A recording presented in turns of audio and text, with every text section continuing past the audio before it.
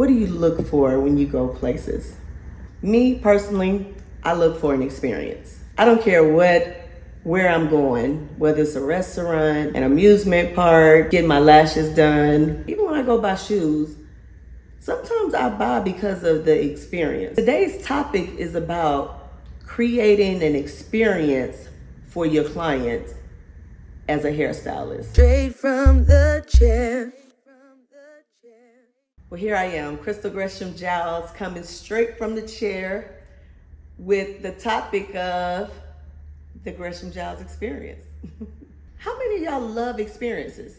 So let's say this, because your experience can be good and bad. So that's a vague question to ask.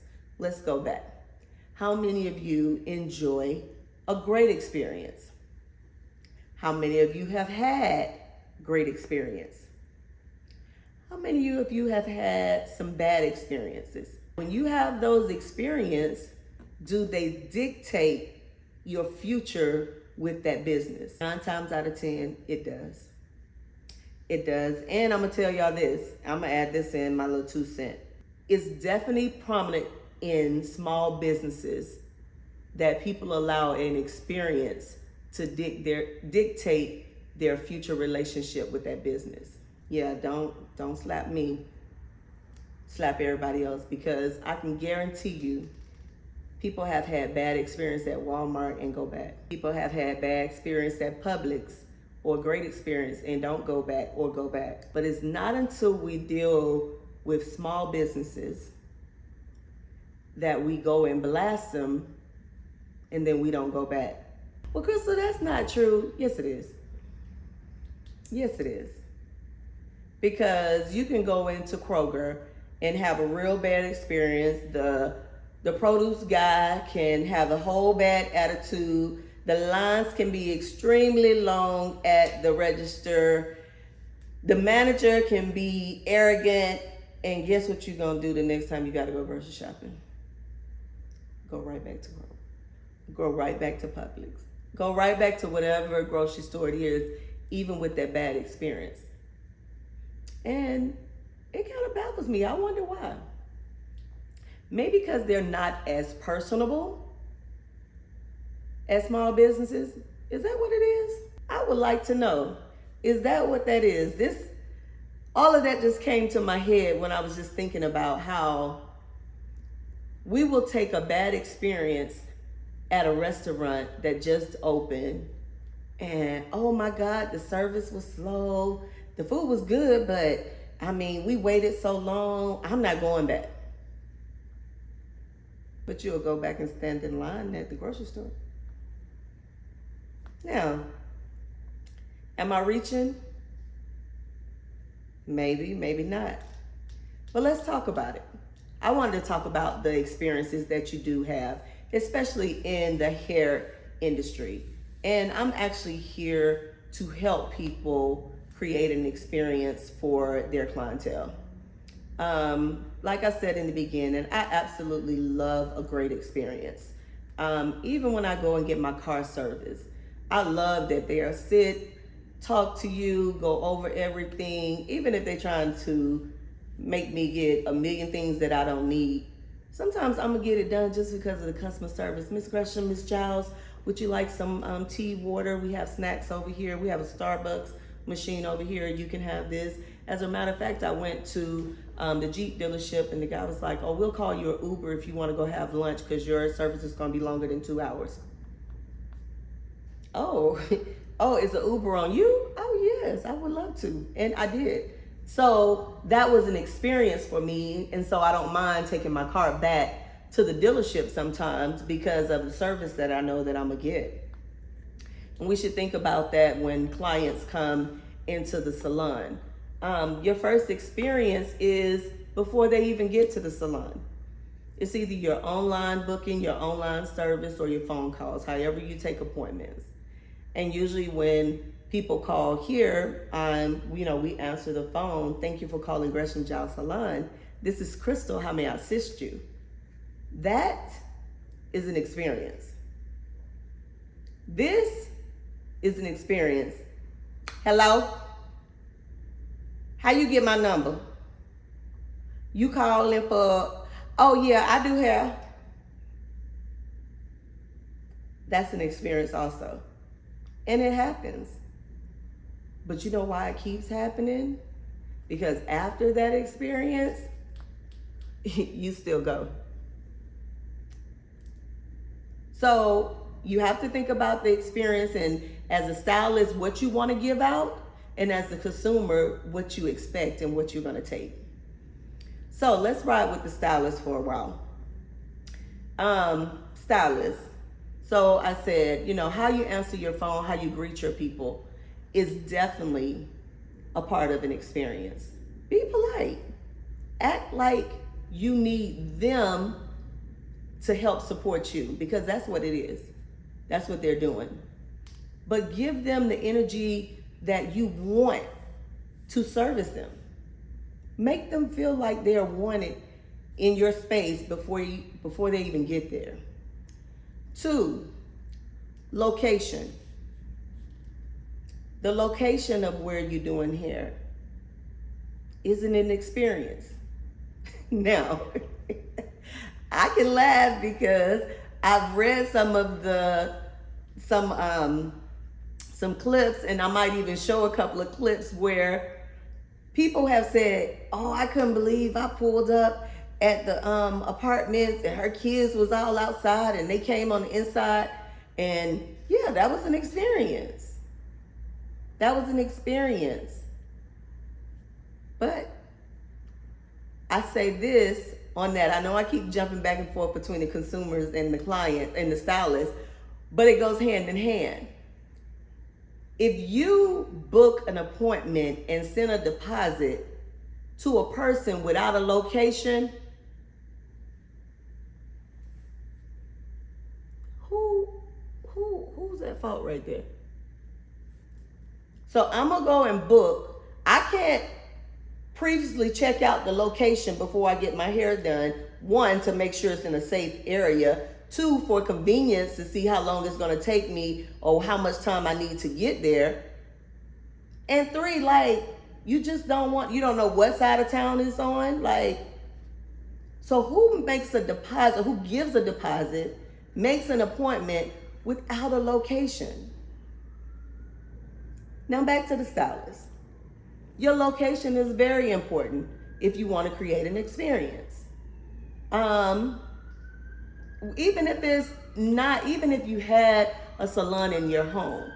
And let me tell y'all this, I had a salon in my home for 5 years. And it was a full service salon. It was a damn good salon too. I miss my salon. But people knew where to come. They knew the address. It was set up. That's fine. But the location was suitable for them to come and get their hair done. The parking was fine. It didn't take a lot. They didn't have to walk down a long street. It didn't look dangerous. You wasn't parking, even if they parked on the side of the street in my neighborhood, I can park 6 cars in front of my house before you get to my neighbor's house. So even with that, understand, is it an apartment where I'm afraid to go in, or everybody's looking like they're selling drugs outside? It's the location. What does the location look like? So that's the experience, creating the location. The third experience is the welcome experience of the client when they enter into your business. When clients enter into Gresham Giles Salon, they can we have collaborated with a barbershop. So sometimes it takes them a little minute to realize what has happened when they walk in the door. But a majority of the time, one of the barbers or something will escort them towards the back or direct them to come to the back of the salon. And when they get here, they're greeted. Hi, thank you, welcome. Hey, how you doing? Y'all, I'm down home girl. I don't do all that fake stuff. Hey, how you doing? Hey, how you doing? Okay. And this is the other thing. I've already talked to most of these clients before. I make sure I do a pre-consultation so that I can know what I'm working with before they come in. With that, I have an assistant, and my assistant gets them started. She kind of goes with what comes up next is a consultation. So you have the welcoming, and then you have the consultation. If you are not doing a consultation before you put your hands in a client's head, you are wrong and unprofessional. And yep, I said it. You cannot start on anyone's head without, or anything in the beauty industry, without having a consultation. Get to know the person. Get to know their lifestyles, like understand who they are. And I do, in the beginning, if you just coming in, I do have a consultation fee where you come in and you just sit and talk to me, and I'll give you 30 minutes just to talk. But my consultations are included in the price for people who come in. But guess what? My returning clients get consultations. Consultations are just not a one-time thing just for a new client. They get consultations every time. We want to know, how was your scalp last week? How did your hairstyle work? We tried something different. How did it go? How's your color? Did you see any shedding? Oh, so how was your sweating this week? You talked about your sweating and we tried a new treatment. How is that working for you? Like, consultations are a consistent first thing you do when people come and sit in your chair. If you aren't doing that, then what are we doing? When you patronize these people who are, sending you a request for a deposit, or you giving them a deposit, and you all have not discussed anything about your hair, you don't know anything about this person, you can't go and Google this person and see, what they're about. Like, we gotta really think as customers, man, like, did I do my homework? Or because she was so cheap, I should expect what I got? Like, you gotta really, really think about it before you just send a deposit to someone, because you're creating your experience before you even get there. Now, the flip side is, I understand the deposits a little bit. This much, a little bit. Because I realize that some people will harass you about an appointment, make an appointment, and then not show up.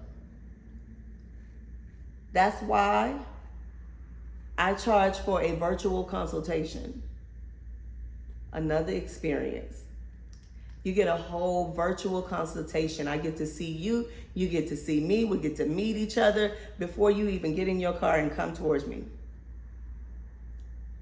I'll take your payment before the consultation starts, and then we will get to talking about your hair. You have 30 minutes to tell me everything you need to know about your hair. And that's how I created an experience for them, but it also allows them to know if I'm the stylist for them. Like, everybody's not the stylist for everybody. So, once again, as a consumer, if you have not seen, if all on the person's Instagram that you follow and you just see pictures and you never see a picture of the stylist and you just send a deposit, what are we doing? Who does that? That's like, you see some shoes. I'm gonna tell y'all an example. It was a cute little dress that kept popping up on Facebook or Instagram. It just kept popping up. And Lord, I was getting ready to just go in, click and buy. And I said, wait a minute, Crystal, Google the company. So I go in and I copy and paste the name and put it in Google. It's a scam. People on there with reviews galore. Do not order from this. I've ordered 6 months ago, never received nothing. This, and that. Like, I said, and that's how they get you. And then I realized that they use so many other people's videos and marketing on their marketing. It's not even the stuff that they have to get you to come and send basically a deposit or pay because you haven't even taken the time to really do the research. It's the same thing. These people post other people's work. You'll never see their face. You can't see nothing on their stories about them being relatable or them doing something. You never get to see their face. And then you go and give someone a deposit. Guess what? You created that experience. You definitely created that experience. So let's think about it. You go and order food. They don't have a menu. But you just take a chance that I'm going to order some oxtails, some rice and peas, some cabbage. When you get there, they serve hot dogs. That's basically what is happening. Like, you are sending a deposit without getting to know who you're sending a deposit to, is you creating your own experience. So what we have to do is stop pushing the blame on the people being scammers, because guess what? Scammers are out here. They've been out here and they're going to continue to be out here. For whatever reason, they're making money because some people are easy to scam. So let's be knowledgeable and think about the experience that you're going to create by investigating what you're looking at. Or choose someone who shows themselves on their social media, like me. So, I mean, I may not post every day, or I may not post stories all the time, but you can kind of go through my page and see that, that's her. You can Google me and say, that's her. But if you can't Google these people or see these people on these pages, we got to think about that. Now, on the flip side with the stylist, people need to see you. They just don't want to see a page full of just hair and never seeing you. People want to see your personality. People want to see your character. They want to see who's doing my hair. Who am I going to sit that close to and let touch me? Who's doing that? Well, what kind of experience do I feel from her just from or him from the social media, from their social media? Post yourself. Post a picture. You don't have to post your family all the time, but you can post a little family outing with your family back, something to let them know that you're human. People want to see you engaged as a regular person. So that's another experience, is your social media. Give people an experience from your social media. Now, once they've come into the salon and had a consultation, one of the most important experience in the salon is what, you all? Let's say it together. The shampoo experience. Everyone knows that the shampoo is where it all goes down. Now, that's from the product to the shampooing process, to the towel drying, to the conditioner. All of that is the shampoo experience. And you have to really create a shampoo experience. And I'm not going to jump on that topic right now about the non-shampooing before you get there. But I also want you all to know, once again, if you book an appointment and they tell you you have to come shampooed, don't complain about the experience. Don't complain about the experience if you have already agreed to go to someone who's not going to shampoo your hair. That's one of the best experiences of the whole getting your hair done. Now, granted, some people don't mind. I'm just going in here. I just want her to bump me or just braid me or do whatever. But when I think about my clientele, they're ready to relax. They're ready to relieve the week or release the week that they've had. And the massage that comes along with the shampoo, the product, the essential oils that are around the shampoos and the conditioners, The clients are waiting for that. And let me tell you, if I have a great assistant or a bad one, they're gonna let me know how their experience was. And I ask them. And I'll ask them in front of my assistant. So that my assistant, someone who's assisting me, can see how they feel about their experience. So make sure you have a great experience at the shampoo bowl. Now, a little plug. The Gresham Giles experience will teach you how to give your client an experience at the shampoo bowl. Check us out at greshamgiles.com. Just had to put that in there right quick.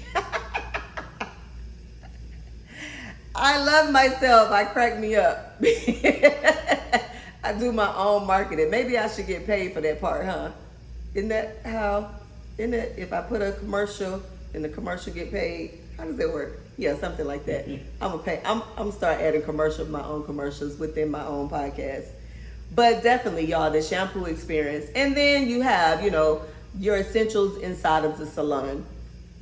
Snacks, water, Wi-Fi, just those little extra things where people are able to, just to maybe an area where people can put their foot up or use their laptop, or a separate room that they can go in so that they can get away from the quiet for a minute if they're in a meeting. Those are experiences. People will remember how you made them feel. They will remember, I had an important meeting and I was able to go inside this one little room and close the door, and it was just perfect. And I had snacks. A lot of people, when they come in, they always ask, oh, how much are your snacks? No, they're complimentary. They're complimentary. Side note, you see how you say complimentary and not free? Yeah, I'll catch you on. We'll talk about that later. But yes, so add all of that's the experience. That way you don't have to break down all these fees on your menu. Give someone an experience and they will value it. People value an experience.